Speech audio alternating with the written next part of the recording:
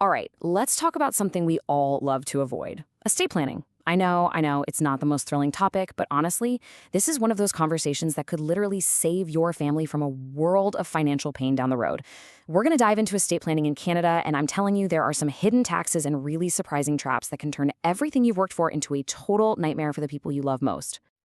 So let's just jump right in. You work your entire life, right? You build up some savings, maybe a cottage, some investments.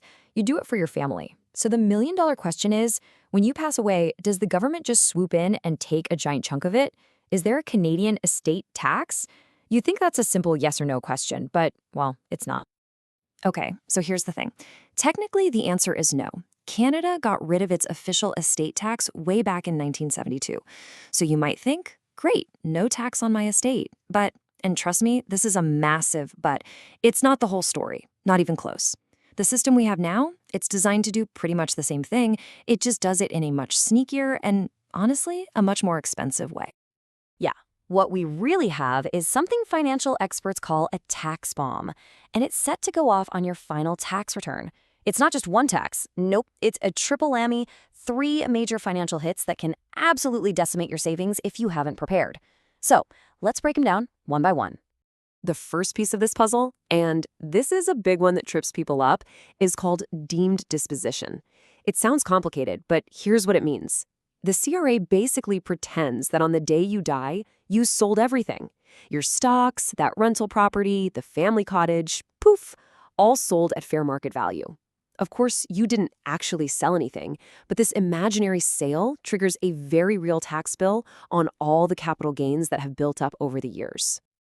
Let's put some real numbers on this, because this is where it gets scary. Think about the family cottage. Maybe you bought it for a song decades ago. Today it has a capital gain of, say, $200,000.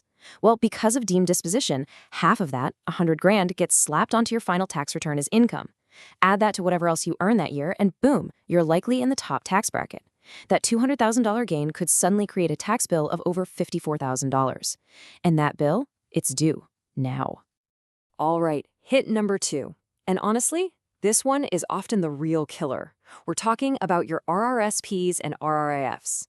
See, with the cottage, only half the gain was taxable. But with your registered accounts, oh no, 100%. The entire value of the account, every dollar you put in, all the growth, it all gets counted as income in your final year.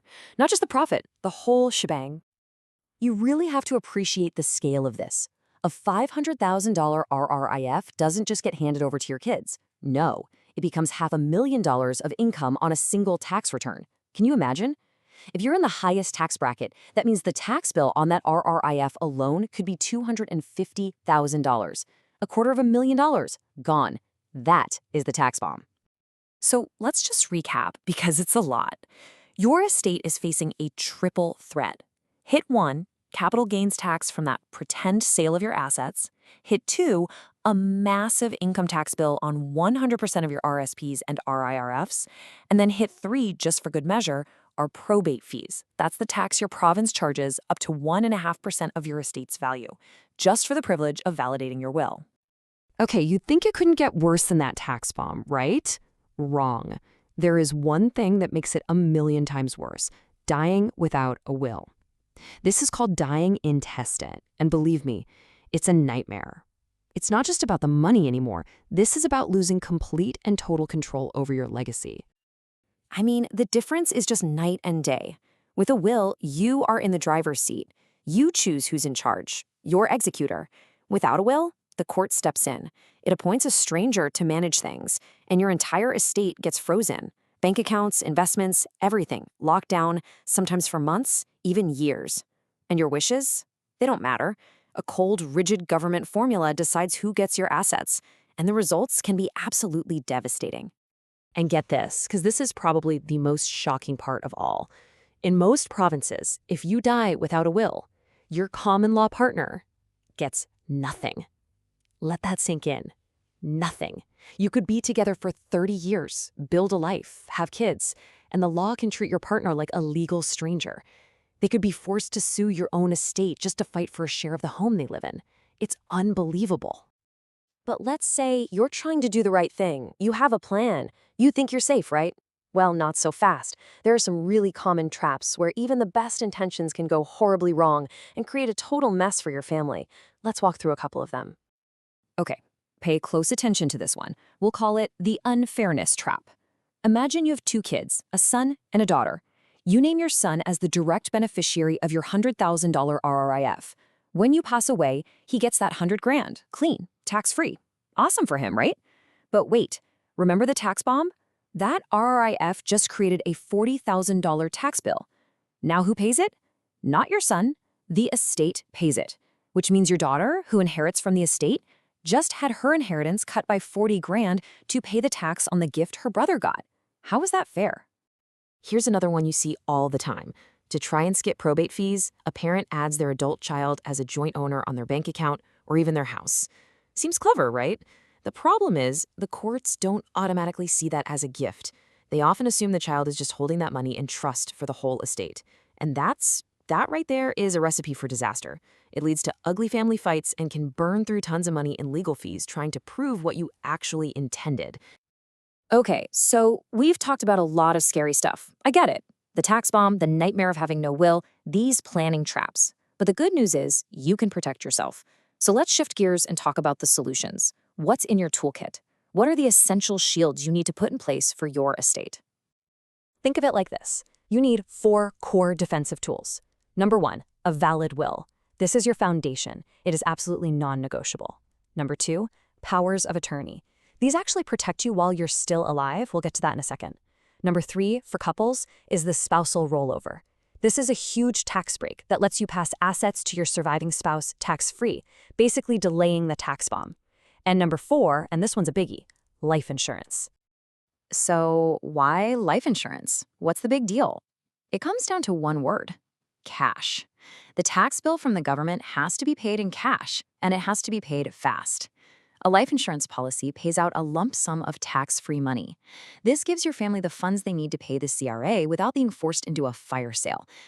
Selling the family cottage or other cherished assets for pennies on the dollar just to scrape together the tax money. This is why having a solid plan is so important, to make sure you have the cash when you need it. Now, here's a crucial point. A will only kicks in after you're gone. But what happens if you're still here, but you can't make decisions for yourself? Maybe an accident or an illness? That's where powers of attorney come into play. And you could argue that these documents are even more important than your will for protecting you and everything you own. You really need to understand that there are 2 totally separate kinds. First, there's the power of attorney for property. This is all about your money. It gives someone you trust the power to manage your finances, pay your bills, handle your investments, all that stuff. Then you have the power of attorney for personal care. This has nothing to do with money. This is about your health, making decisions about medical treatment and your well-being, but only if you become incapable of making them yourself. But you have to realize these documents hand over an immense amount of power, and with that power comes a huge risk. We're seeing this awful, growing trend that a judge actually called a battle of competing powers of attorney. It's where siblings or family members start fighting over who's in control, each getting their own document signed, and then using their parents' own money to fund horrible legal battles against each other. It's a tragedy that just destroys families and drains a person's life savings. This explosion in lawsuits really makes you step back and ask, is our system working? Clearly, the way we're doing things now just isn't enough to protect the most vulnerable people in our society. So, is there a better way to do this? Well, if you look at the UK, they have a really interesting model. Over there, a power of attorney isn't just a private piece of paper. It has to be officially registered with a public office, the Office of the Public Guardian, before it can even be used. This makes it a public record. It gives other family members a chance to object if they suspect something is wrong, like undue influence or if the person wasn't capable of signing. It's a safeguard that happens before the damage can be done. And that really brings us to our final big question for today. When you see the financial ruin and the emotional heartache these family battles cause here in Canada, you have to ask, should we be looking at a system like that? Should we have mandatory public registration for these incredibly powerful documents to better protect vulnerable Canadians before a crisis starts? It's a tough question, and it really just highlights how critical it is to get this planning right from the start.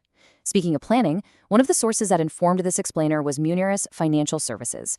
If you're looking for professional guidance, you can reach out to Mansour Khalili. His phone number is 778-898-3202, and his email is mansour@muneris.com. Thanks for listening.